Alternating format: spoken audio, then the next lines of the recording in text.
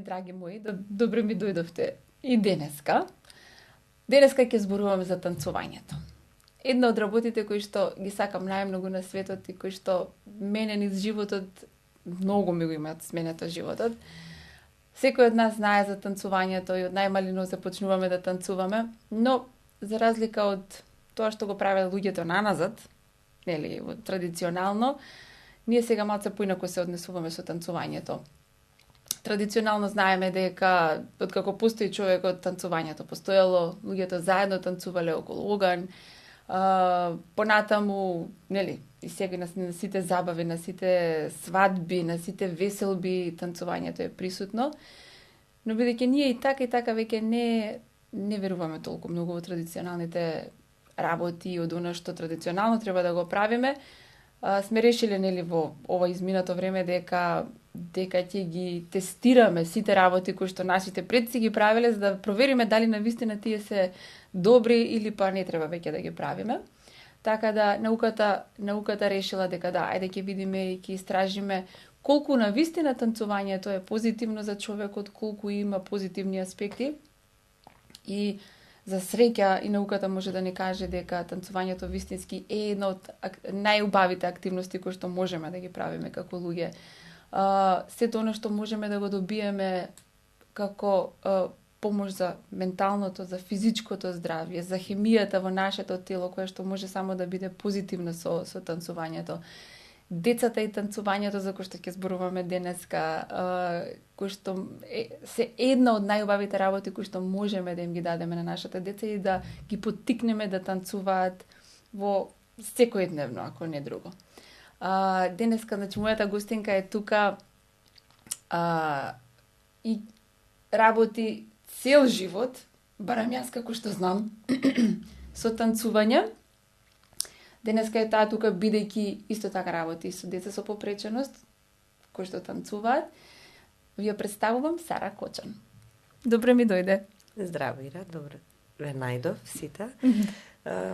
Се надевам дека денеска ќе успееме да споделиме дел од моето искуство околу танцувањето, дека ќе успееме да допреме до луѓето, дека ќе успеам на убав начин да споделам и да одговорам на сето тоа што сега го кажа во оваа прекрасна најава. Благодарам. Фала ти, Сончка. Прво ќе ни кажеш, најосновните работи за тебе кои што сакаш да ги споделиш, кои што во животот ти се убави, за тебе лично, како ти си почнала да танцуваш, кога си почнала да танцуваш и како продолжи да бидеш и тренер и да учиш други да танцуваат?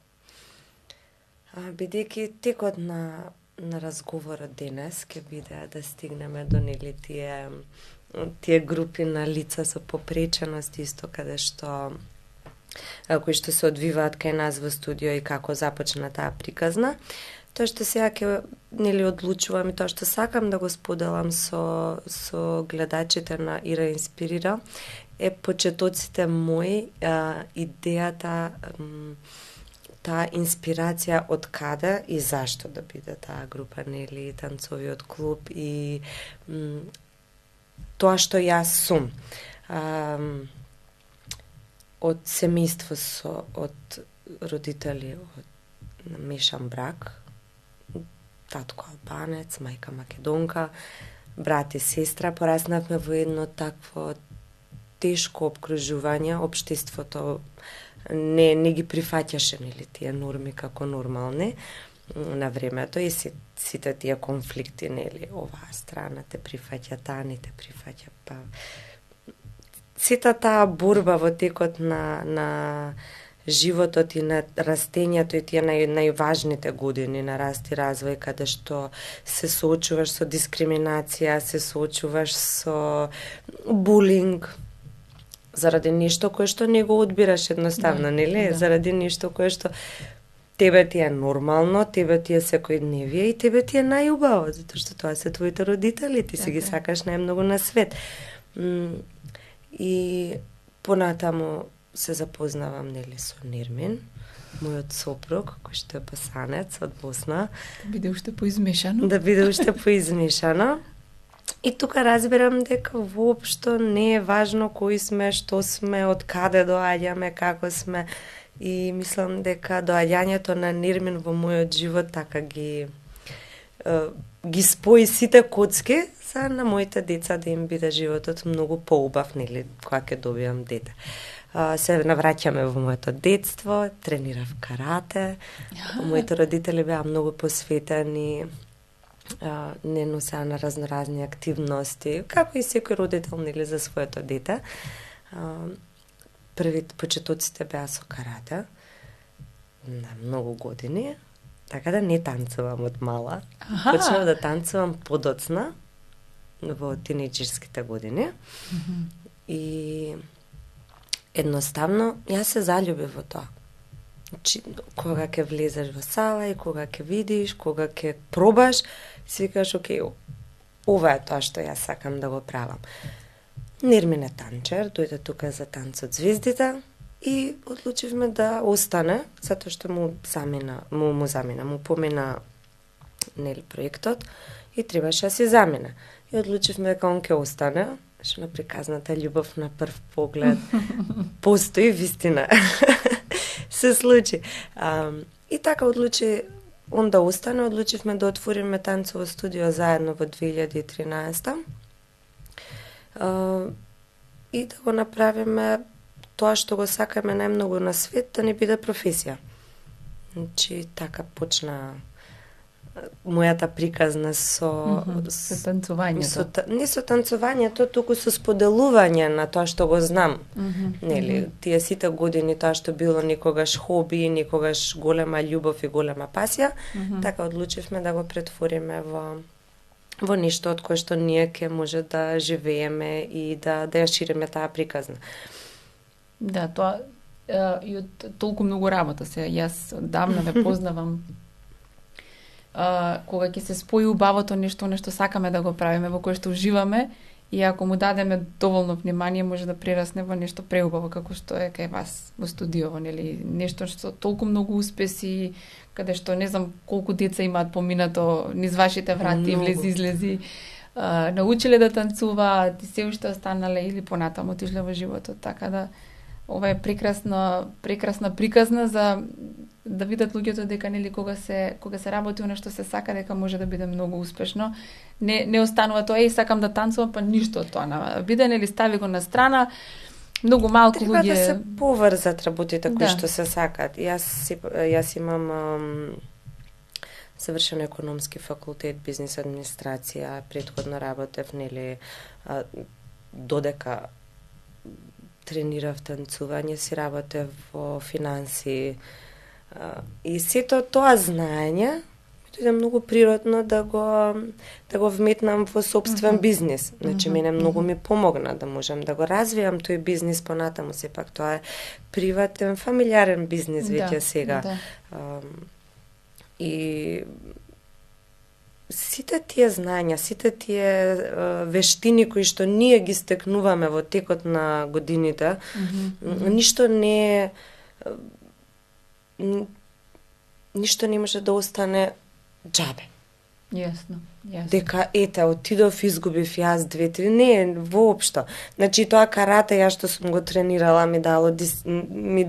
каратето ми дало дисциплина на телото, дисциплина на умот, да јас бидам истрајна во работите кои што ги правам. Че секоја работа, сите тие деца кои што сега ги спомна, кои што поминале во клубот, во било која форма, дали тренирале подолго, помалку, дали се надпреварувале или само рекреативно доаѓале, дали само доаѓале во придружба на своите родители.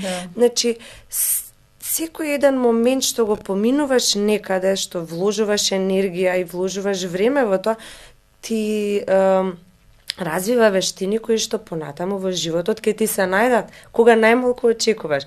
Че самите конекции кои што се случуваат во мозокот со танцувањето, самите патишта нови кои што се случуваат. Значи, некогаш некаде ќе ти се најде, па макар и на свадба, ќе ти се најде. На свадба, многу ќе ти се најде на свадба со оглед на тоа колку е важно на свадба одма да станеш и да играш, да покажеш. Некогаш ќе се најде. Танцот има многу повеќе бенефити само да знаеш да танцуваш.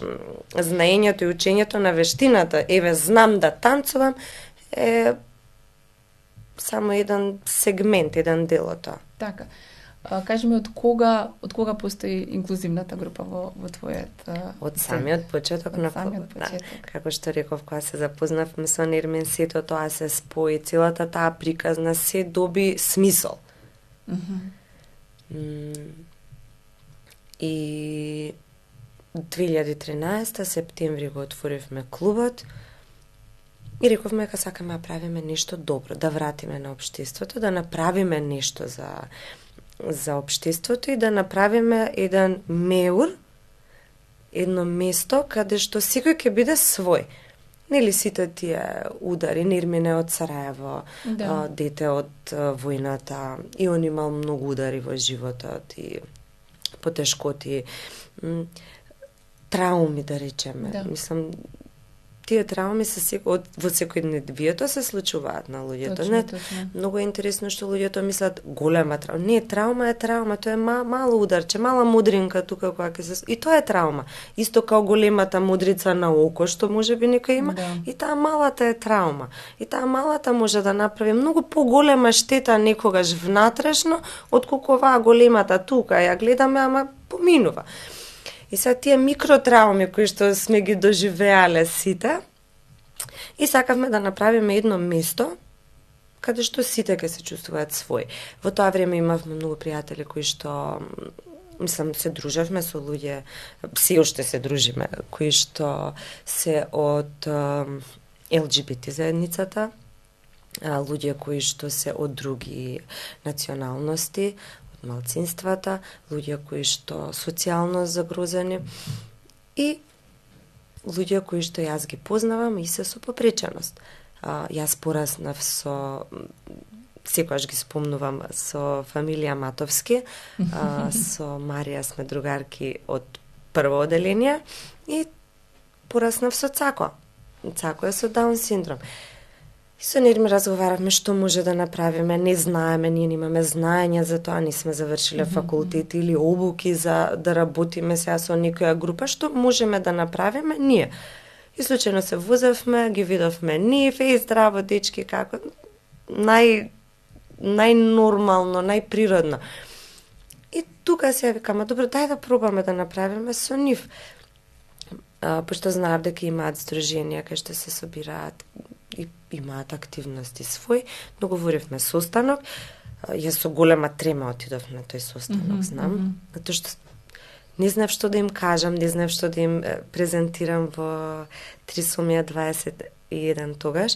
Имаше 20 лица со попреченост и повеќе сигурно. И нивните мајки, и кој им кажале, ке дојде Сара, отворила клуб, сака нешто да ви каже, клубот беше отворен во септември. Значи, ова е во октомври разговор. Ти си знаела што сакаш, од прилика. Јас знаев дека сакам клуб каде што сите ќе се чувствуваат свои, каде што ќе бидат сите добре дојдени. Меѓутоа, знаев дека сакам нешто поголемо, буквално сите да се чувствуваат свои.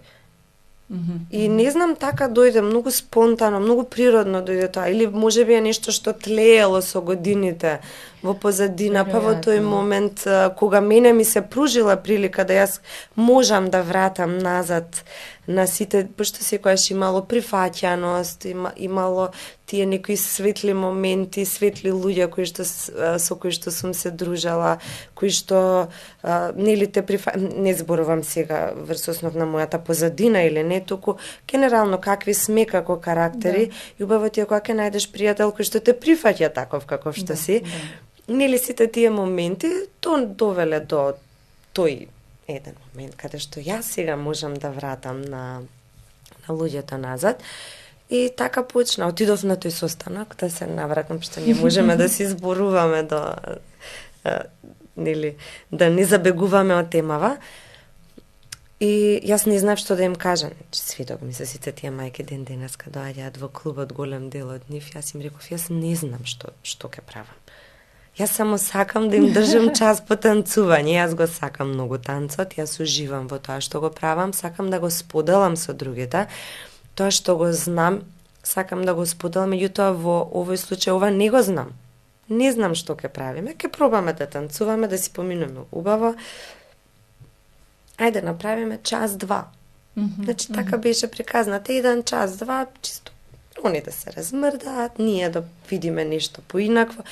Никогаш не беше тоа со идеја дека ќе дојде тука дока што ќе дојде на дојдеме работата. каде што сме. И дојдоа на час, они не знаат што прават. Јас не знам што правам. Тогаш бев со колега еден мој Ванчо Ангелевски. Со него почнавме и со Нирмин исто. И дојдоа 30 деца на тие првите часови. Со Даунов синдром. 25, 30. Голема група. И така пробавме некои работи. Сега во групата какви деца има? Значи сега во твојата група има и други попречености, например, Сега во таа инклузивната група има лица со Даунов синдром, има гранични случаи на лица со интелектуална попреченост и па да, така. Меѓутоа во самите групи во клубот низ годините сме имале нели аутистични деца во редовните групи. Значи ние никогаш не велиме дека не може некој дете да вежба. И во редовна група или па таму каде што има капацитет? Согласно на возраст. Да, Значи ако да. дојде детенце од 7-8 години, ќе си оди во група на деца со 7-8 години. Инклузивната група не се возрастни луѓе. Да. Меѓутоа, они танцуваат заедно со нашата прва постава на младенци, тоа се танчери од на 16 години. Они танцуваат заедно со нив. Тоа се лица со типичен развој. Да. Они играат заедно.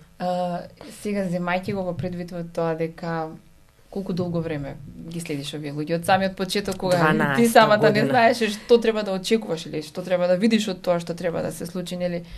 Јас исто работам зумба со децата со попреченост во дневните центри, воопшто исто, значи јас обожавам да танцувам зумбата, мене мислам дека ми извади од еден аспект кога јас имав потешкоти здравствени, дека тоа беше нешто што ми извади.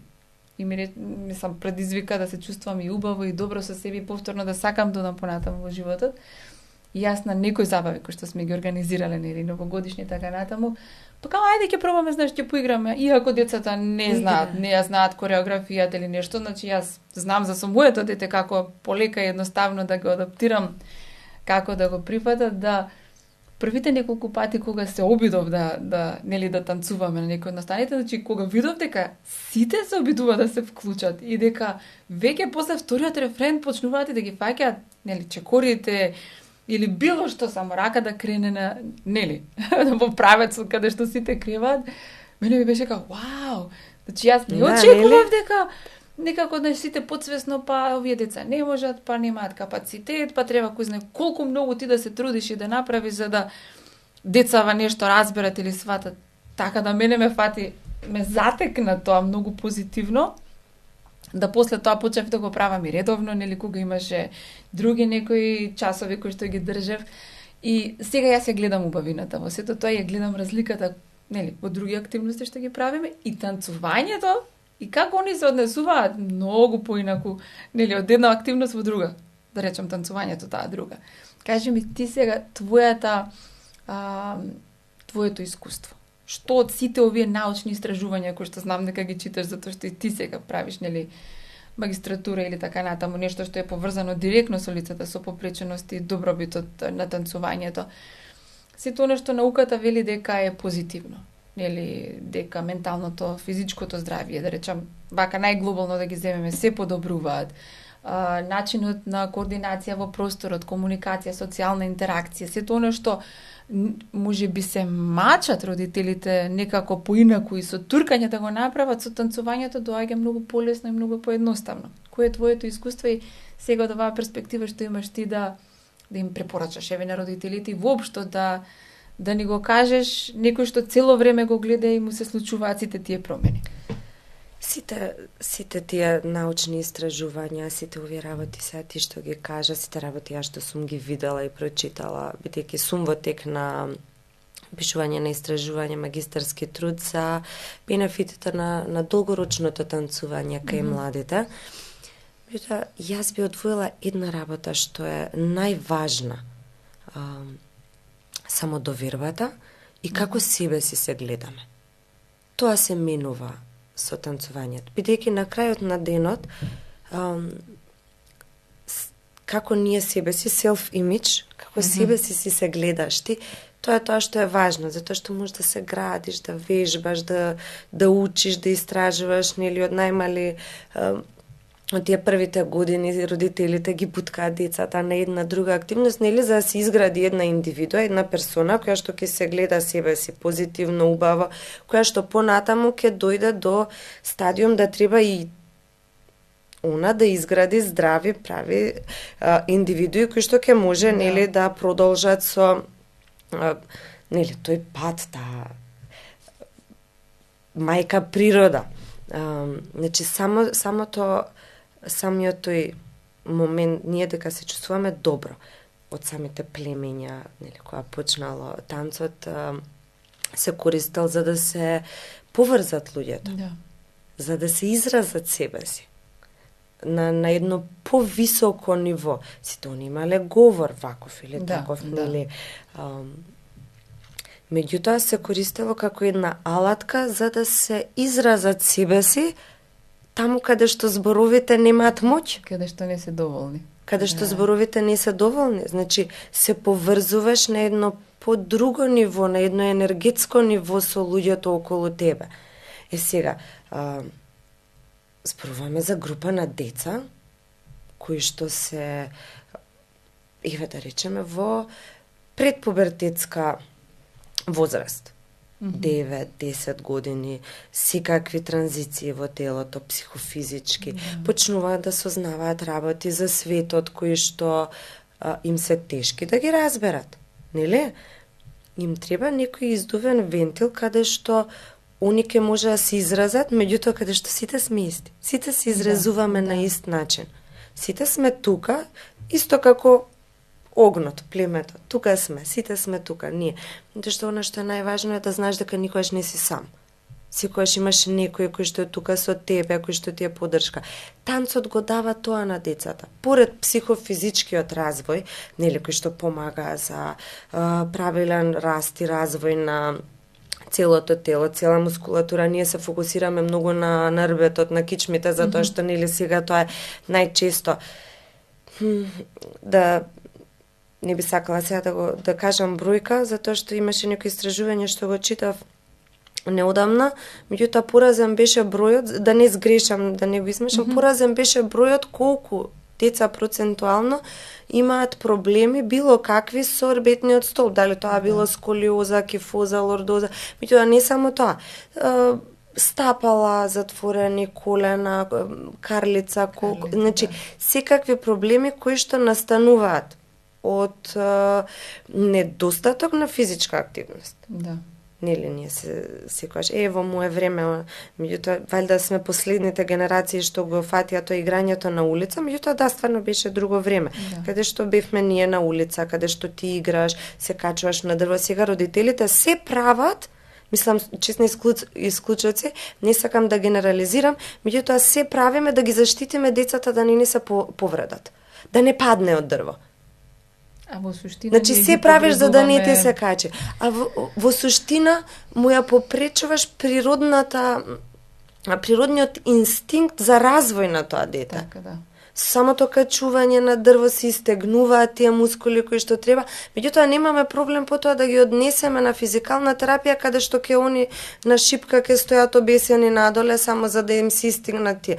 Значи, не сакам повторно да генерализирам, меѓутоа се почесто и почесто го гледам бидејќи многу деца поминуваат каде што самите ортопеди сега ги праќаат децата кај нас за да може да имаат такви истегнувања. Тоа не е доволно со 2, со 3, со 4 часа во неделата ние да го постигнеме тоа кое што нели некогаш може да постане секојдневното играње надвор, ако не друго. Значи еволуцијата си е таа, нели, надвор, играње, качување, бесење, скокање, па колку пати се случило ке прескокнеш од 2 метри ограда, во песок сме скокали, нели, значи сите тие работи ние правиме како родители, мислам, ја почнувам од себе си како родител на 3 деца, се правам, детето скока на кревет и тоа му е потребно. Значи му треба за неговото тело, Нели, за самите мускули потребно е на телото, меѓутоа потребно и на самиот мозок му е потребно таа активност и таа тој момент на адреналин кој што после тоа ќе се направи позитивен или негативен. Моментот кога ние тој адреналин на децата им го стопираме, тоа се претвара во кортизол веќе и тој хормон. Значи, сите тие процеси што се случуваат кај децата, со танцот му правиме како мал реверс, го враќаме назад. Значи, дозволено има да танцуваат, дозволено има да се изразат, и они се чувствуваат добро. Се дружат, социализацијата, нели, да, они одат во училиште, се дружат, меѓутоа се во училиште, да речем, од 7:30, 8 до 1, 2, 3 целодневна. Или втора смена, завршуваат со школа, се собираат и одат дома. Во школски, ако останат 15-20 минути, пола час, колку ќе им се дозволи, меѓутоа се е тоа така структурирано. Ова е неформално, каде што они доаѓаат и се ослободуваат, имаат такво едно чувство на ослободување. Така сега тука ќе играме. Во паралелно со тоа, со танцувањето и со сите овие бенефити, они и треба да ги поврзат чекорите со музиката. Нешто што го нема во другите спортови. Сепак танцот е некоја мешавина, убава симбиоза на уметност и на спорт. Затоа што е многу тешко. Че воопшто не е лесно. Ти да можеш структурирано да танцуваш, не е лесно. Додатно на тоа треба танцот да го споиш со музиката. Чекорите со музиката. Значи, моторичките вештини, фината моторика, грубата моторика кај помалите деца. Нели затоа што кај помали деца тие вежби се скокање. Меѓутоа се развиваат на едно друго ниво. Тоа што ти броиш, еве да речеме латино танци ако ги земеме, ти треба да ја слушаш музиката. Тоа е ментална ритмика.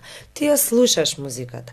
Воедно додека слушаш, треба да броиш позадински, нели, затоа што ритамот ча-ча-ча е 1, 2, 3, 4, ти сега треба да препознаеш каде е 1, каде е 4, за 4-1 да го броиш као ча-ча-ча, да го поделиш на 3. Значи, и тоа децата на 6-7 годишна возраст го прават. Без никаков проблем, затоа што не им е наметнато, слушај сега, ти треба тоа да го... Значи, не им го комплицираш. Се додека не го комплицираш, детето кога сака нешто да прави, си го прави. Затоа што нема некои норми кои што сега такат. Мислам, ме разбирате валјда што сакам да кажам. Така да додека го брои, додека треба да го свати, треба и да го игра. Меѓутоа треба да го игра со раце и со нозе. При тоа танцот е уметност и треба да раскажеш приказна. Значи ти треба и да направиш додека сите овие работи, треба да ги склопиш во глава, во тело, треба и да постигнеш да направиш конекција со твојата публика. Конекција сам со себе си за да се да можеш да се изразиш тоа што сакаш да го кажеш, да го изразиш, меѓутоа и да добиеш фидбек од публиката и од околина. Таа публика може да бидеш и сами од себе си предогледала. Може да бидат твоите родители дома, може да бидат твоите тренери, може да биде на надпревар, може да биде на представа. Значи, меѓутоа многу фактори, многу работи се случуваат во тоа танцување и самиот момент кога ќе видиш па едно дете од 6-7 години дека сето тоа го прави, треба да на родителите да им стане јасно дека многу процеси позадински се случуваат во мозокот, во компјутерот. Многу табови има отворени кои што треба да работат сите заедно за сето тоа да изгледа така како што изгледа. Без разлика колку е добро. Не зборуваме сега на квалитет. Дали било Тоа исто, не тоа е е една приказна колку е добро или лошо. Танцувањето е танцување и мислам сега и во нашиот јазик играње кое што се нели го користиме исто и за танцувањето. Нели ќе одиме да играме, може да биде и да танцуваме и да си играме воопшто, што уште додаван, како да речем, уште малце повеќе тежина на целата таа приказна, бидејќи децата само кога играат може да се развиваат од ова. Ако нели се прави тоа со стрес, со притисок, тогаш мозокот се откажува од одредени работи и вели да ја тука ќе го направам сето тоа што се бара од мене. ќе стегнам заби, ама нема да се случуваат убавите работи, нели, во мозокот, нема развојот да оди во тој правец. Така да играњето мене лично ми е едно од нештата кои што ги ценам, нели, и се уште играм. Јас се уште играм со моите деца, не само да танцувам, туку и играм. Кога ќе падне снег, јас сум првата која што чека да се слизне. Комшиките, до кога комшике ти така? Додека ме држи телото, веројатно. Јас да, мојата мерка за како човек, како човечко битие, дали можам и оваа година да се качам на дрво, на некој така посериозно дрво. Сега, нели, ќе речеме, колку треба да бидеш здрав или издржлив, а ако бидам јас сепак, јас имам 3 деца, ќерка ми 11 години, уште во период каде што знаеме да си играме, нели, на такви некои работи, така да играњето има еден посебен дел. Јас бидејќи работам со лицава со попреченост и она кое што сакам во секоја емисија, со секој кој што е поврзан сега, посебно во декември, кој што работи со лицата со попреченост, сакам родителите да разберат колку е важна играта, колку танцувањето како дел од игра е важно и колку ние можеме да совладаме некои многу, да речам, за некои вообичаени, за типичните вообичаени, но за нетипичните невообичаени работи и животни вештини, колку преку танцот ние можеме тоа многу брзо да го донесеме. Значи, јас сега ќе се навратам, имам искуство со моето дете, со Кан оваа година што се случи, нели, 15 години, малце мешенце, кога одиме на тренинг на пливање, ни вика тренерот, што е со мешево работава, и се гледа себе си, нели, во друга една свесност сега, како одат годините и неговата свесност се менува, и сака да вежба и најдовме еден лик, нели, кој што он го сака, кој што е таков батка, нели, од некоја игра, целиот набилдан. Ја викам, ти сакаш ваков да бидеш? Сакам да бидам ваков. Добро, што правиме? Значи, ние си ставивме за задача дека ќе играме 5 песни, значи по 3 минути, песна која што он ја сака и само таа ако сака.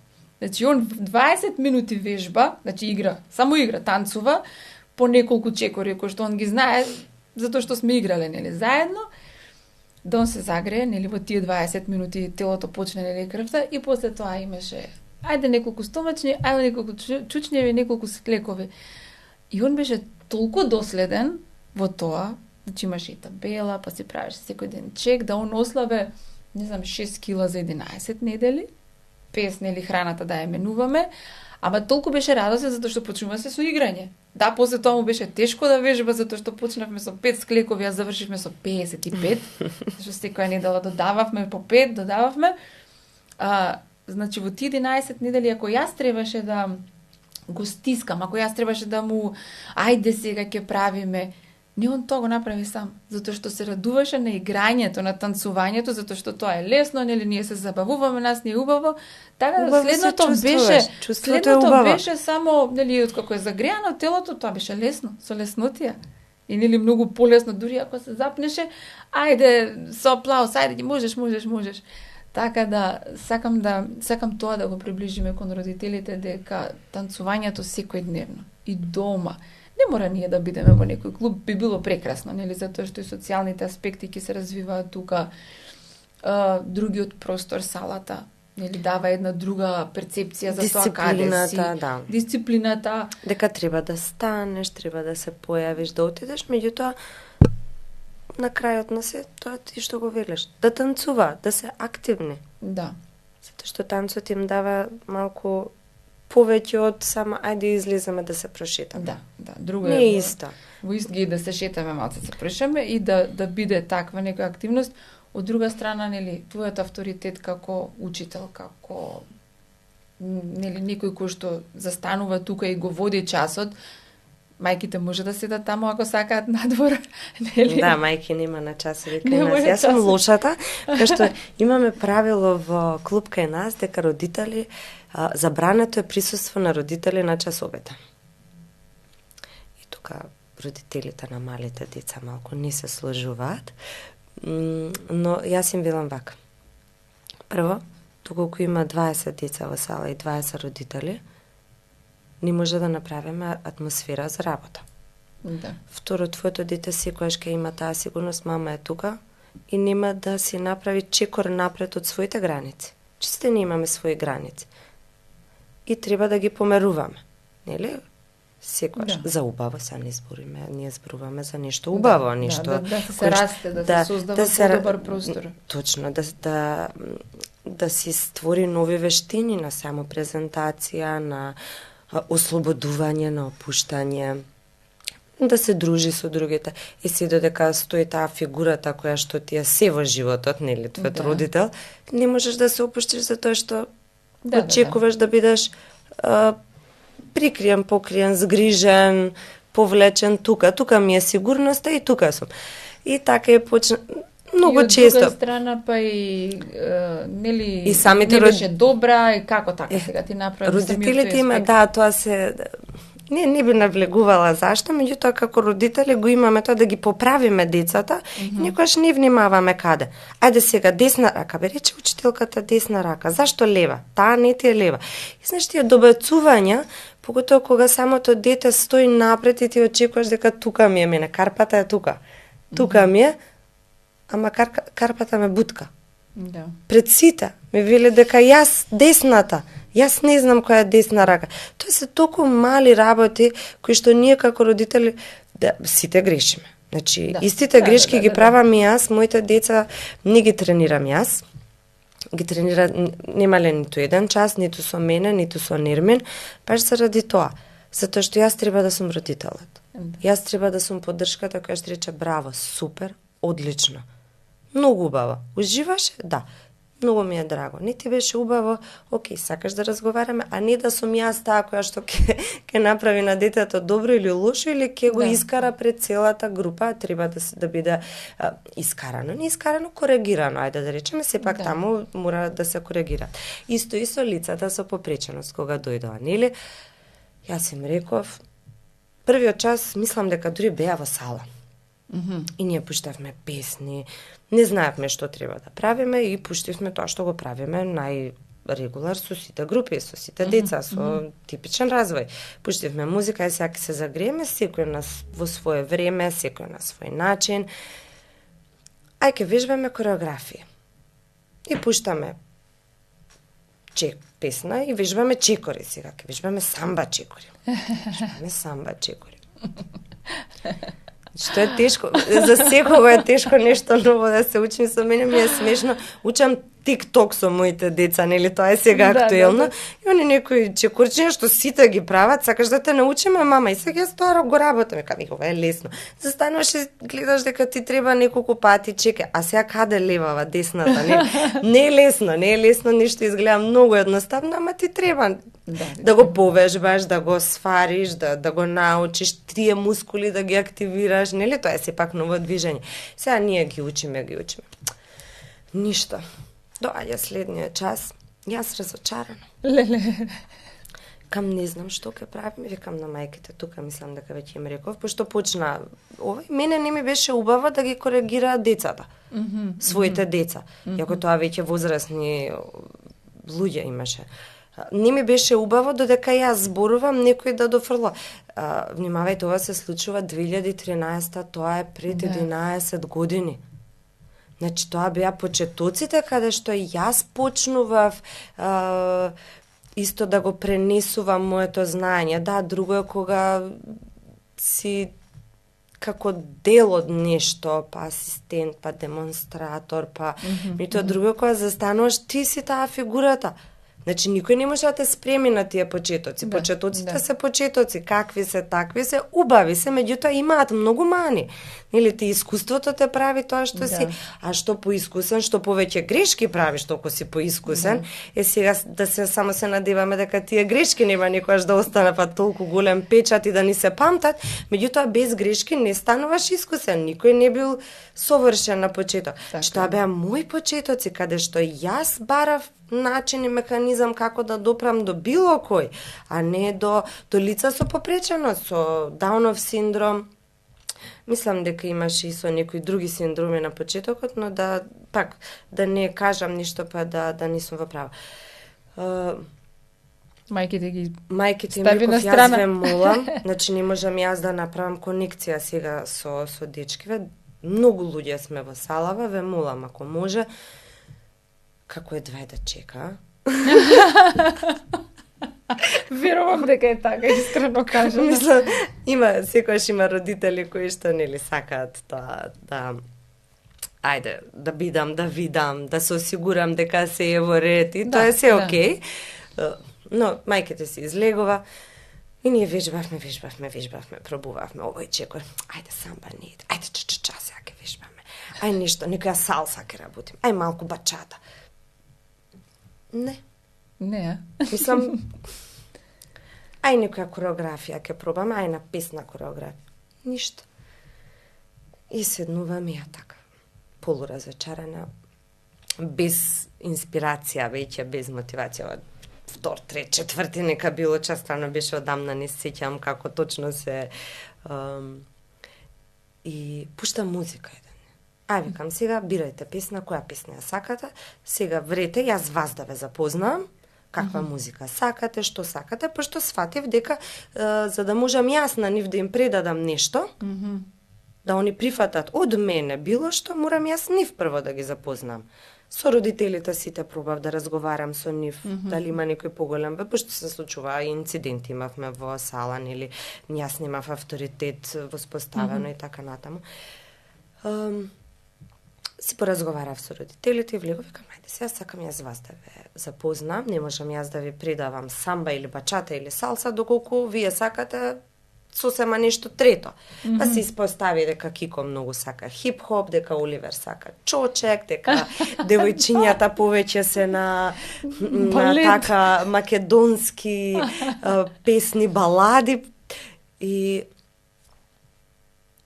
им пуштам песна и секој еден по еден, 20 луѓе, значи по 2 минути не им ја пуштав цела песна. Како што стануваат, секој од нив ги игра чекорите кои што ние сме ги вежбале. Сите тие часови само во своја форма и во свој ритам, меѓутоа чекорите се тие. Десна, лева, па вртењето, па клекни доле, значи сите комбинации кои што ние сме ги вежбале, они ги искористија. Самото тело ги прифатило тие чекори. Значи, таа група на мускули кои што треба да се активира за да се изведе еден конкретен чекор, се активирала, затоа имаме и воспалување, нели? Пошто ти одиш, секојдневно се движиш, не можеш да речеме јас не се движам, секојдневно се движиш. И ти со самото одење се активираат тие истите, секој ден истите мускули. Доаѓаш на еден час зумба, каде што имаш 2 чекори десно, 2 чекори лево, малку скокаш, малку нели? Значи, и од која се добиваш воспаление после тоа. Добиваш воспаление, не дека бил тежок тренингот, или дека било тешко, или ќе се качиш до водно, имаш затоа што правиш нова активност, нешто ново и во телото се активираат други мускулчиња и тело вика, аха, окей, се буди, телото се буди со танцувањето. И вели, аха, чекај, се ова е нешто ново. А мозокот го прима па потоа тој чекор. И значи нивното тело се разбудило во тие часови, значи не било безцелно сето тоа што го правиме, само им требало време да се го испроцесираат и да го стават што е многу искрено и го користат во нешто што го сакат. Што е оваа песна што ми ја пушташ? Не ми се допаѓа, не ти се допаѓа, не сакам да играм. Меѓутоа кога ќе ти пушти песна која што ја сакаш, музика на која што ја сакаш, мозокот ги спроцесирал веќе, значи тие движења, ги прифатил, ги примил и го користат како во форма на танц, во форма на убаво движење, во форма на убави чекори кои што они ги користат. И сега можам да кажам дека на 3 декември по 10 пат ја одржавме нашата инклузивна танцова представа во Македонскиот народен театар во чест на денот на лицата со попреченост 3 декември и на кој што танцува над 200 танчери од студиото, меѓу кои имаше десетина инклузивни точки. Десетина инклузивни точки. Да, значи они танцуваат заедно, неколку кореографии во текот на годините имаат што ги танцуваат заедно со дечкиве со типичен развој. Потоа има кореографија каде што играат во пар, машко и женско, пример машко со Даунов синдром, девојче со типичен развој или значи има различни кореографии во текот на целата представа и ние не ги најавуваме како посебни. И сега ќе биде тај не. Што е танцова представа каде што играат танчери, точка. Тука завршува. И тоа е убавината на инклузија, да се навратам тоа дали родителите треба или не. Убавината на таа инклузија кога ќе најдеш некое место, кога ќе го однесеш, извадиш твоето дете од дома, дека твоето дете е прифатено и си прави свој свет. Целта е таа, да си направи свој свет, своје обкружување каде што не ја носиш сета одговорност ти како родител и сета тежина не спаѓа на твој грб. Туку може да се подели со другите. Може да се подели, самото дете си ја поделува со другите, самото дете си прави едно свое општество, микроопштество, јас сакам да кажам, микросвет. И тој микросвет е најубав, затоа што сами ние си го правиме и си го градиме. Не дозволуваш во тој микросвет некој од страна да те удира. Да, постојат сите системски мани и закони недосредени. Меѓутоа, пак на крајот на денот животот е твој, животот е мој, не можам да очекувам дека некој ќе го направи. Сето ќе излезеш кога ќе најдеш луѓе кои што се истомисленици, кои што имаат иста цел како ти, дали тоа било пливање, дали знам дека има и мечување, за инклузивни групи имаше мечува, пливаат, параолимпијади. Ето танцувањето, веќе неколку клубови работат инклузивно. Да. Значи, за секое дете, ние како родители си ги познаваме децата. Не иде секое дете на танцување, не иде секое дете на пливање, нели сите ние бираме, пробуваме, што на секој му одговара. Крај крајва имало многу лица со попреченост кои што прошли исто низ клубот, кои што не се пронашле во таа енергија. Нели сите работи, сите коцки треба да се поклопат, да се пронајдеш себе си, да ти е убаво, да ти се погодат другарите, да се погоди тренерот, си да се погоди.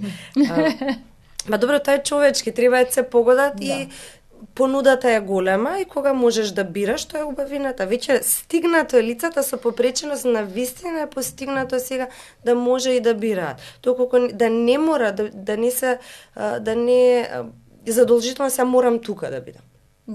Има избор. Само треба да се побара. Меѓутоа јас би ги мотивирала и родителите самите да побараат. И да побараат. Затоа што овие мајки да не беа, да не беа толку истраени, да не беа толку на нас, тие било кои што сакаме да направиме нешто повеќе, како пример сум јас кој што не знаеше како да направи. Најважните, најклучните партнери во нашата работа се родителите. Затоа што тие се тие што ги возат, без разлика дали се лица со попреченост или со типичен развој, со атипичен, значи без разлика кој. Тој е родителот кој што го носи, кој што го финансира, кој што го вози, кој што го мотивира да стане. Значи таа мотивацијата, додека да дојдеме до еден стадиум каде што ние можеме сами себе си да се мотивираме, тоа е цела една наука за само мотивирање и детерминација. Значи, меѓутоа, додека се деца, ние сме тие што им го правиме. И се за жал, лицата со попреченост најчесто остануваат во нега и грижа на родителите заради тие недостатоци кои што ги имаат развојно и меѓутоа, значи, да им дадеме шанса, нели? Да. Значи, родителите се многу важни. Нека побараат, тие родители побараат да останат во клубот. Супер не е во клубот. Ке тераме, така? Да, ке тераме. И тераме 11 години. И како терате? Мислам, прекрасно терате во секој случај. Во Скопје, има можност, знам дека има можност, овие сите работи што ги наброја, да речем, ги има веќе во различни аспекти каде можат и лица со попреченост да бидат инклузивно вклучени. Како оди времето, мислам дека се повеќе и повеќе младите и децата и воопшто, веќе и претходните емисии зборував, колку од типичните деца веќе покажуваат симптоми на нетипични. Дали поради екранизмот, дали поради АДХД, аутистичниот спектар, од не знам, 1 на 10.000, сега сме во една бројка што е многу поразителна, колку многу дечиња има.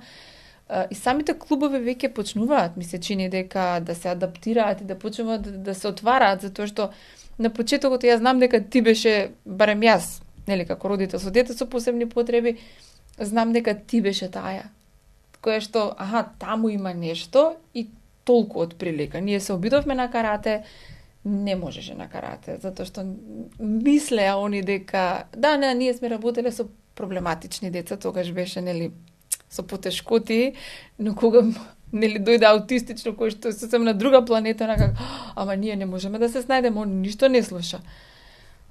Да, добро, тоа е тоа. Сега мислам дека веќе се отвараат, сите клубови се отвараат, да бидат поинклузивни, да прифатат дека може и поинаку да се однесуваат, не така ригидно, дека само тие групи ќе бидат, така ќе биде и нема ништо мрдање од сето тоа. Оно што, освен тоа што го има, сега во другите градови може би има помалку избор, може би има помалку и не само студија, него воопшто како вакви активности, но тоа не значи дека јас лично сакам да ја дадам оваја, да речам, да го дадам овој поттик кај родителите, не значи дека ако нема танцово студио, дека не треба дома да се танцува. Не треба дома да се игра. Се толку достапно. Да. Значи, короната си донесе, ја спомнам, донесе многу лоши работи. Меѓутоа донесе и добри. Да. Ние научивме како се виртуелно да работиме. Научивме како сите информации многу полесно да стигнат до нас. Научивме како нашите информации да ги пласираме на пошироката јавност. Се направија такви платформи, че дури што не мораш ниту да бидеш дел од некоја група, едноставно е само да пишеш на YouTube, не мораш ни на друга некоја платформа на YouTube. Танц за тоа, што и да те интересира. Ваков тренинг, таков тренинг, вакво вежбање, такво вежбање, па и карате можеш да учиш на YouTube, па се што може да ти текне можеш да научиш на YouTube. Да. Само треба да го пишеш и да си побараш што тебе ти одговара. И ета, пушти го дома. Да, го имаме во предвид дека танцувањето е алатка. Сега посебно со нашите деца. Еве да речам нетипичните, иако истото важи и за типичните скроз. Танцувањето за мене е една прекрасна алатка. Значи движење, нели ние може да вежбаме и фитнес, да отидеме во сала, ама јас лично за мене се тие движење со радост. Затоа што кога ќе ги споиш движењето и радоста, имаш сосема друг аспект. Значи мозокот сосема поинаку функционира. Јас лично сакам секој ден да се внесе тоа, како, не знам, ако сам си го местиш креветот и ако се миеш заби и се, треба да изиграш 3 песни за да тргне денот. За мене тоа е некако нешто што може да се вклучи, со оглед на тоа колку и нетипичните се заседени многу често поради фактот што немаат социјални, нели, или капацитети да имаат, нели, поголем социјален живот. Родителите веќе изморени од, нели, мора да бидеме негдека, па имало осуда, па веќе преку глава, ние некако се остануваат дома, физичкото здравје, менталното здравје секако страда. Ова може да биде една од работите кои што можеме дома да ја направиме, да ја внесеме секојдневно и да прави убави работи и за семејството, и за детето, и за, нели, целото семејство воопшто. Тоа секој може да го направи дома, стварно не е ништо ниту тешко, ниту захтевно и сите ќе имаат бенефит, верувам. Да, треба да го разберат, само да не го исклучуваат како нешто што е играње тоа. Не е само играње, тоа е фантастичен начин да самите деца пред да почнат да одат, не почнуваат да танцуваат. Затоа што им треба таа стимулација. На мозокот и на телото му треба таа стимулација, тоа опуштање, тоа изразување, што го кажавме веќе претходно. И сега сме дојдени, мислам дека самиот свет е дојден се толку многу. Многу информации, многу различни работи. Мислам дека сме во некој пик на еволуцијата на човекот, нели, во тие... На технолошкиот развој, да, а на човечкиот развој надоле, според мене. Ке видиме, не знам, тоа ќе се види тек со годините, верувам дека секој чекор, секоја етапа животна, некоја сметал као лоша или добра, ќе видиме каде ќе оди. Меѓутоа сметам дека сме дојдени до некој пик. Технологијата колку е лоша за некој, јас би рекла дека е многу добра, затоа што повторно, меѓутоа дојдени сме каде што имаме многу информации и мозокот е до тој капацитет каде што може толку информации да прими. Меѓутоа сметам дека од тука ќе се развијат капацитетите на луѓето да примаат повеќе информации, не само да примаат, него да ги филтрираат тие информации и со тоа ќе се избришат некои непотребни, да речеме, информации кои што ги носиме ние од времето, во подсвеста од нашите прадедовци, нели, подсвеста е тоа нешто што ти се пренесува генерацијски. Меѓутоа тие некои кодови информации остануваат од време. И сега како што ти го полниш мозокот со информации, како што ти е достапно се, сакаш, неќеш, ке мораш да бришеш за да правиш место. Место као дома, плакарот го полниш и сваќаш дека некој джемпер што го имаш 20 години, не го носиш, не изгледа добро, не ти треба, сентиментално си врзан, меѓутоа само ти едноставно немаш место за него во твојот живот затоа што не ти треба. И одлучуваш да се ослободиш од него. Исто сметам дека ќе дојдеме до тој момент и сите овие потешкоти кои што многу гледам напредок, јас од моето лично искуство од пред 11 години до сега, има огромен напредок во инклузија на лицата со попреченост во секојдневието, во општеството, во различни активности. Сега системски се уште не е решено, меѓутоа гледам дека постојат на многу програми кои што сега се развиваат за почнувајќи од 2026 до 2030. Нели, има многу програми и владини програми кои што и самите, нели, тие системи не знаат како да дојдат, не знаат како да одговарат на таа побарувачка. Затоа што навистина има многу лица со попреченост. Почнуваат попреченост. Поинаквости. Меѓутоа, ќе дојдеме до момент, ако ние го сватиме тоа дека е тоа нормата, дека е тоа нормалното, дека тоа е така, на сите ќе им биде полесно. Дефинитивно, на сите ќе им улесни. И меѓутоа, се додека ние сме во грчи, додека не прифатиме да го фрлиме джемперов, старото мислење дека тоа е така, се до тогаш ќе биде... И тука сме на пикот. Сметам дека стварно на пикот гледам се повеќе и повеќе луѓе кои што се ослободуваат од таа бариера која што самите на себе си ја ставиле. Ова е така. Не чини затоа што е...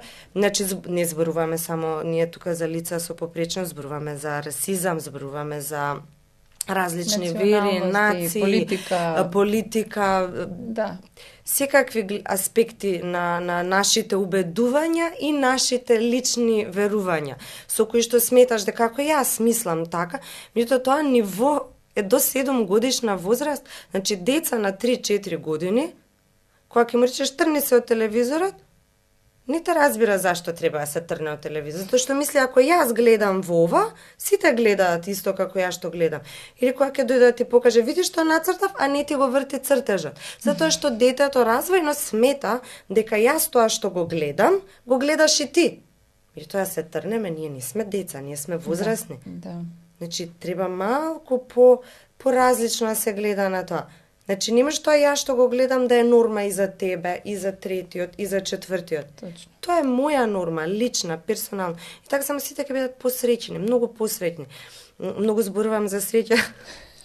Но ми е важно, најважно во животот е да сме среќни. Јас и моето семејство и луѓето околу мене. Значи, ќе можеш да бидеш среќен само доколку си дозволиш да немаш бариери, што ти смета, кој што прави и како прави. Ако можеш да помогнеш, помогни. Ако не можеш, не одмагаш, живеј си го твојот живот. Еден е. Вреден е за живење, нели?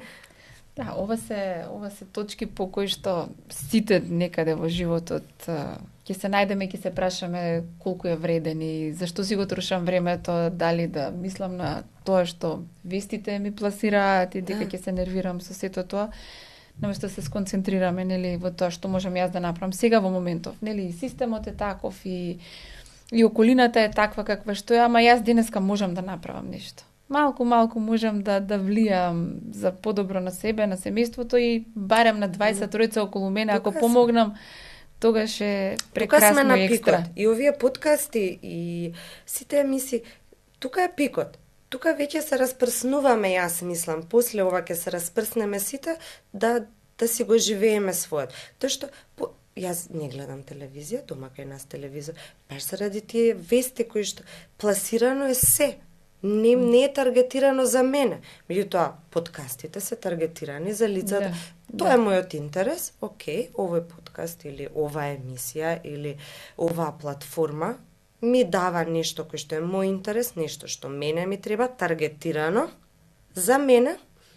И тоа ќе си го следам. Додека тоа што го гледам на телевизија има се.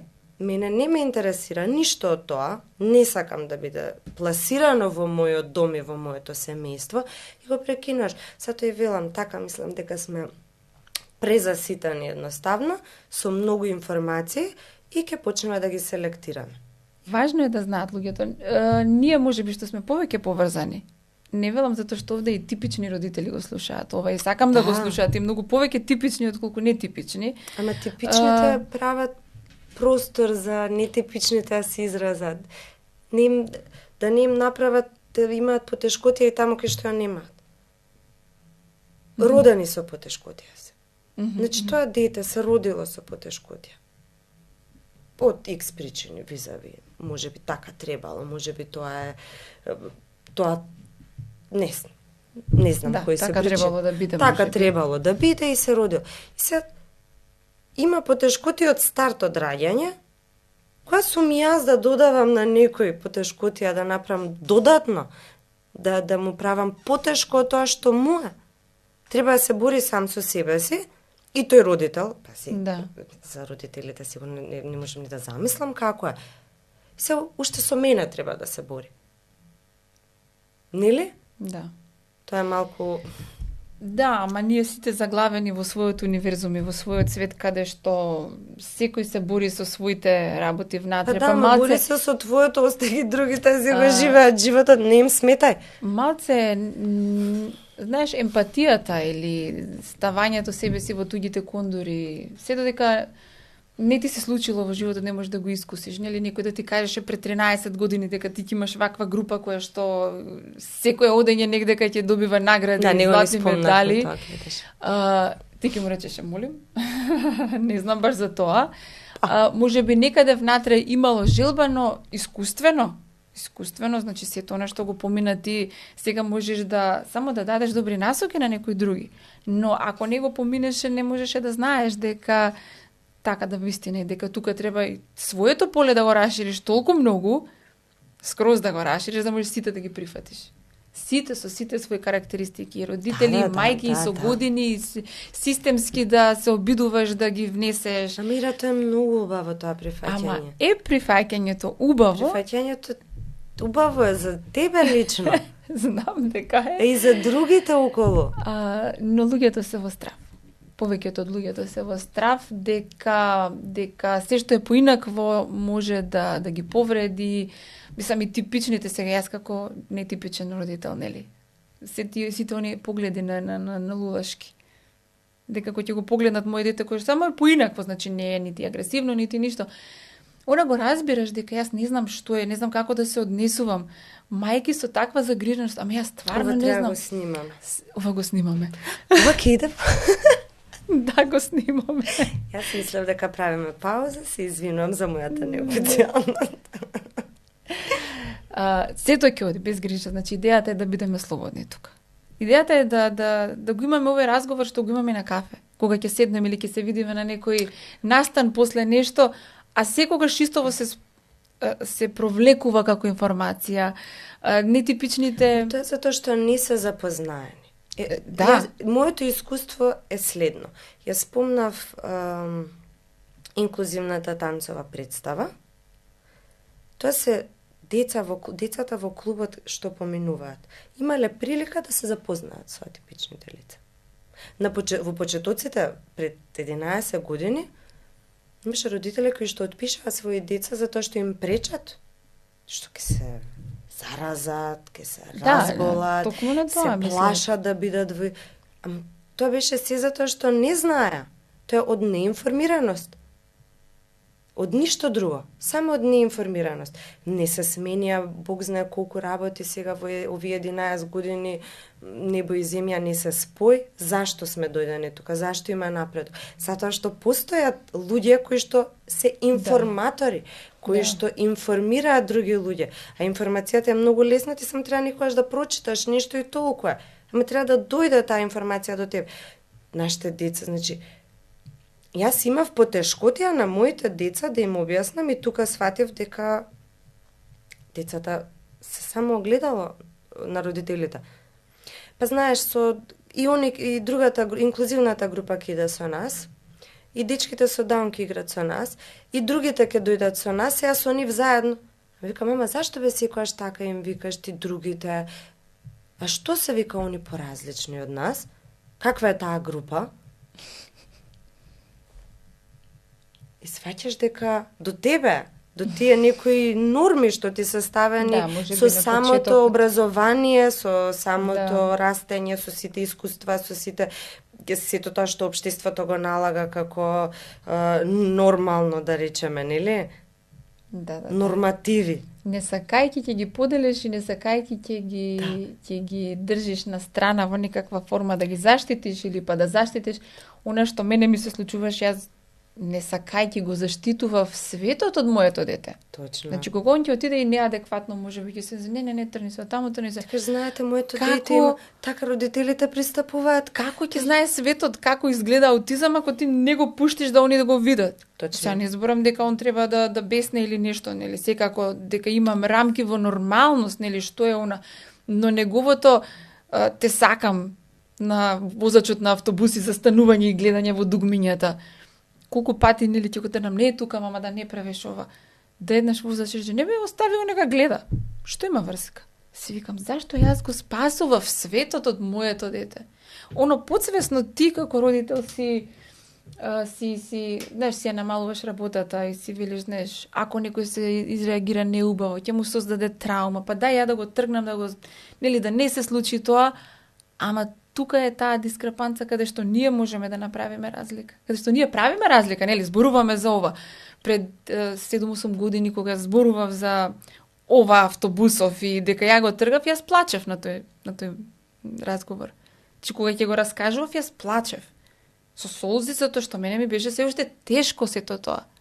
Нели, ја уште не се чувствував дека можам да го ја самата да го абсорбирам светот и да бидам инклузивна кон сите, дури и кон оние кои што не може да го разберат моето дете или мене и се однесуваат и грдо, ама тоа е нивниот капацитет. Ама сега ја веќе и тоа можам да го абсорбирам и можам да го ставам во моето поле. Дека има луѓе кои што се неинклузивни од XY причини, од своји уверувања наназад, нели, скрајада и така натаму, тие некои моменти. Сега веќе мене ми е лесно затоа што јас веќе и тоа и тие ги прифаќам. Дури и тие ги прифаќам. И нема инклузивно. Има инклузивно колку што е инклузивно, колку што сум јас инклузивна.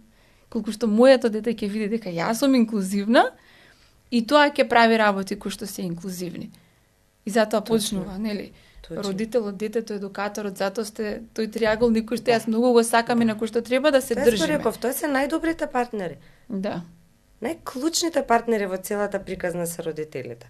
Така. Да може цел тој круг да функционира и да тече. Затоа што едукатори. Да, точно.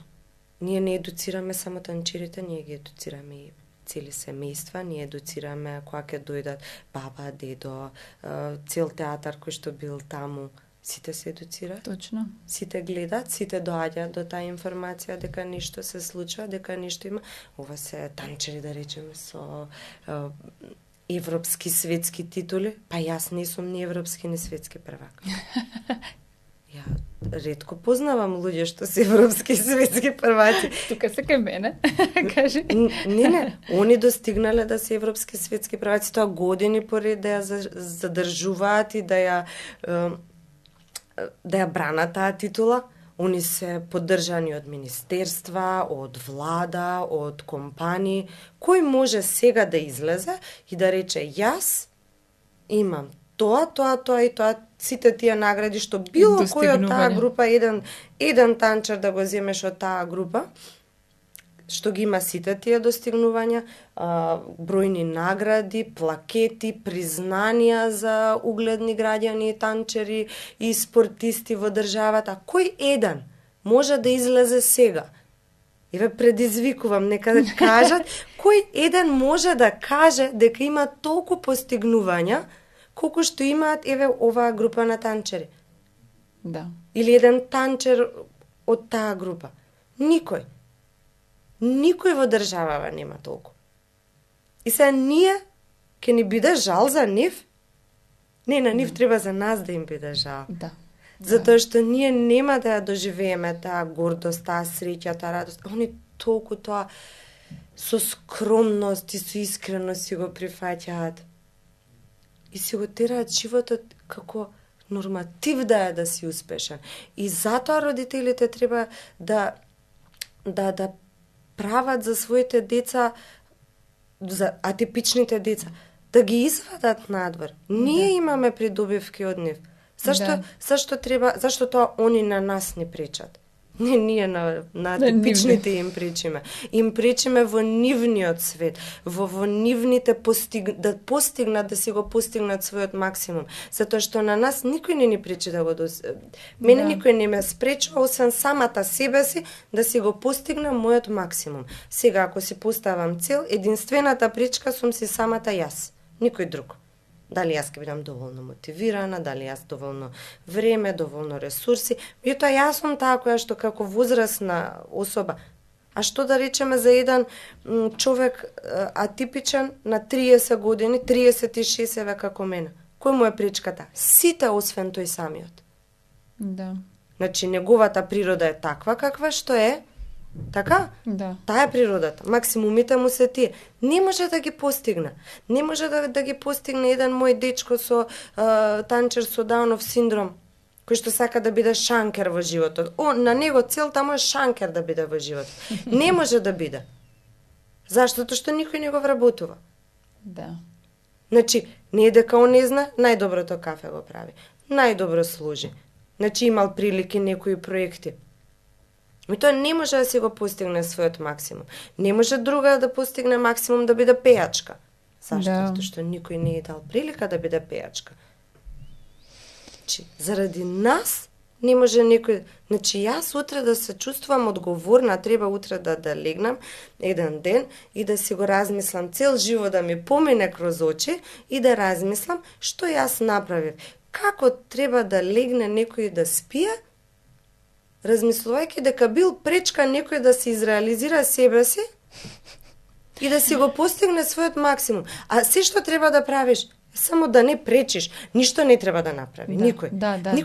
Ништо не се бара од тебе. Никој не бара од тебе направи ова. Не, само тргни се.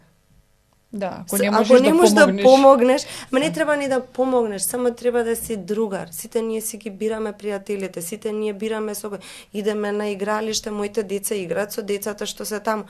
Некојаш некои деца им одговараат, некои деца не им одговараат, нека биде така да се бира. А не со ова дете сега игра и не знам затоа што имало такви патики, ама со ова не играј пошто види малку...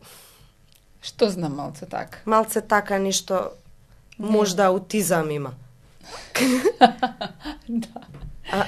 Ама не ли? Да, скроз се согласувам. И кога би се прашувале ние сите пред спиење, дали денес пречев или денеска направив нешто добро, Мислам дека светов ќе имаше многу поинаква боја. Дефинитивно. Ајде да дадеме предизвиките, да направиме. Секој од нас да си даде предизвик да направи нешто убаво месецов пред крај на годината. Да, сега перфектно Нешто време убаво. сите нешто правиме. Нешто, а да не е материјално. Вау. Затоа што ни стана многу лесно да правиме материјални. Супер, Купи знаеш. пакетчиња. Не купи пакетчиња, прати една порака, SMS и после пратив. Убаво е кога се споделува информацијата, затоа што со тоа ги мотивираш и другите. Океј, јас пратив порака. Митоа да не е тоа бегање од одговорноста. Да. Едно испраќање на порака, да бидеме хумани. Секогаш да праќаме да. пораки затоа што без нас многу работи не значи секаде сме потребни. Со многу малку може многу да направиме. Цели животи да спасиме или да промениме. Меѓутоа да направиме нешто не пакетче, не материјално. Научени сме се, ќе купаме мали дела на љубезност. Љубезност, ама љубезноста која што доаѓа таму каде што е потребно во моментов. Да не биде нешто што го искрена. планираме или нешто што сега ми се случи пред да дојдам наваму во автобус, девојче што седеше до мене. Значи јас тргнав да станам да си одам, она господјо ми даде мокро марамче, само ми покаже на мојата јакна дека сум се испрљала. Веќе марамчето подготвено мокро, ја вака ја гледам. Вау, викам, денот ми го направи прекрасен. Да. Значи, она веќе се грижа за дека јас испрљана кој што не сум се не видела. Вакви малечки убави работи. Нешто убаво. Нека е мало, нека не велам, значи да не се сватиме погрешно. Нека и големо. Материјално кој може секогаш. Да, значи секогаш. Да сме хумани, да сме добри, да помагаме каде што можеме. На блиски, на далечни, на познати, непознати, каде што тебе твојот инстинкт ке ти каже тука сум потребен. Да. Не можеш на сите повици да одговориш, меѓутоа има еден момент кога скролаш, нели тука може. Те застанува нешто, твојот инстинкт ти прави еден мал стоп, тука застани. Не размислувај многу, ама чекај зашто баш тука застанав. Направи го. Дај да бидеме убаво е чувството кога правиш убави работи. Кога правиш лоши работи, се чувствуваш лошо, значи просто е како 2+2. Да. Како малите деца што ги учиме. Прави убаво за да се враќа убаво. Прави лошо да се враќа лошо. Значи на нас ке ни помогне, ама толкова се брзо, збрзано што се забораваме. Мора да застанеме и да застанеме и да се прашаме и да се свртиме околу себе. Малце се свртиме околу себе и внатре во себе. Сега, една минутка, може и помалку, може и повеќе ако сакаш, значи преска кога те прашам, затоа што на сите гости сакам да им дадам една минутка, што нешто убаво се случува, значи не мора да биде во денсерс, може би и да биде во денсерс, значи не е битно нешто што е добра идеја или нешто што сакаш да го споделиш со луѓето, ама во однос на тоа што ти се случува тебе во животот. Што мене ми се случува во живот. Сега сум во некој стадиум, чекам да заврши годината. Ова беше една од понапорните, поактивните години, мислам, во мојот живот, со сите 3 деца. Чекам да дојде нова година. Овие 10 дена имам закажани многу прослави, многу патувања со сите луѓе што ги сакам. И целта во следната година ми е да посветувам многу повеќе време на луѓето кои што ги сакам, да им покажам дека ги сакам, да им кажам, да им докажам дури, затоа што оваа година беше многу убава и многу успешна, но сватев дека многу луѓе не бев присутна за нив. Сакам следната година, како некоја рефлексија на што посакувам за себе си, што ми се моите цели, и да бидам поприсутна и да бидам тука за луѓето околу мене, за моите танчари, за мојот клуб, за моето семејство, за моите родители, и да пробам да го споделам тоа ја што го чувствувам, тоа што го зборуваме тука, да се сподели на едно малку повисоко ниво, на повеќе луѓе и да правиме убави нешта. Значи, многу сум горда на луѓето што ме обкружуваат, многу сум горда на луѓето кои што сум ги довела до тука, луѓето кои што сум ги родила пред се. Сум родила многу прекрасни луѓе. Се надеваме дека ќе станат уште попрекрасни. Да, меѓутоа сум ментор на многу деца, се чувствам многу горда затоа што сум ментор на многу деца. И тие деца се сега возрастни луѓе кои што прават убави дела и се надам дека таа приказна ќе продолжи. Као што рече, пред 11 години ја не знаев кај ќе стигнеме, не знаев што све ќе се направи. Меѓутоа кога гледам назад, гледам дека во овие 11 години се изградија личности. Се изградивме сите, се изградив јас. Се подобруваме. Створена една платформа каде што луѓето се подобруваат и луѓето напредуваат и се надевам дека така ќе продолжи. Сакам се повеќе луѓе да има кои што сакаат да прават убави нешта. Сакаат да го споделуваат убавото со другите и тоа што го знаат, затоа што сите ние имаме многу јаки страни. И некојаш и тоа кое што ти мислиш дека е секојдневие, тоа е твојата сила и буквално твоето секојдневие што тебе ти е монотонија, е твојата сила. Затоа што е таква рутина станато, што ако ја искористиш за да ја споделиш, таа е твојата сила. Баба Славка со најубавите сарми. Затоа што она цел живот тоа го правела и она тоа го споделувала. Значи тоа што тебе ти е монотонија го правиш едвај, кога почнеш да го споделуваш со другите луѓе, тогаш станува твоја сила и твој двигател и твоја мотивација. Затоа што тоа што го знаеш најдобро треба да го споделиш. Да, и тогаш ќе добиваш. Кога даваш, добиваш. Да, неколку пати го повторив тоа. Не знам дали 1 минута, има многу да зборувам. Ќе завршам тука. Ми беше многу убаво. Целиот разговор ќе оди за тоа што беше преубав. Знам дека си дојдена тука да го споделиш најубавото од тебе. Се надевам дека пак ќе имаме можност некогаш не дека ќе имаме, сакам да имаме пак можности за некои поконкретни работи, нели во врска со убавите нешто околу танцувањето. Твоето искуство е многу вредно за да се расчепка и на помали парчиња и да се зборува за тоа многу подетално. Ама за оваа година ќе си испратиме со едно убаво, прекрасно да си поминеш за нова година и до крајот на годината и следната година да уживаш уште повеќе во тоа што сакаш да уживаш. Ти благодарам, Злато. Благодарам и тебе, Ирен, на поканата. Јас стварно се надам дека ова ќе продолжи, ќе стане една традиција.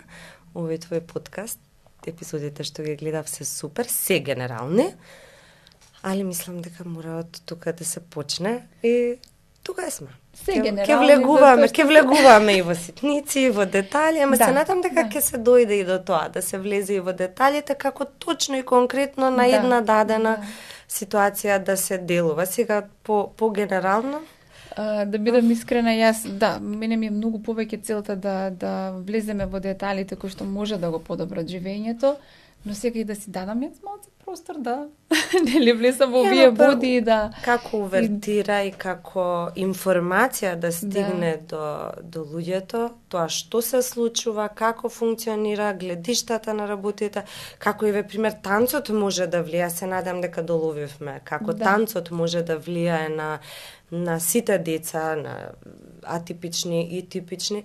И се надам дека со секоја тема само така ќе продолжиш да правиш убави и инспиративни работи. Благодарам, Злато моја. Се гледаме следниот пат. Чао.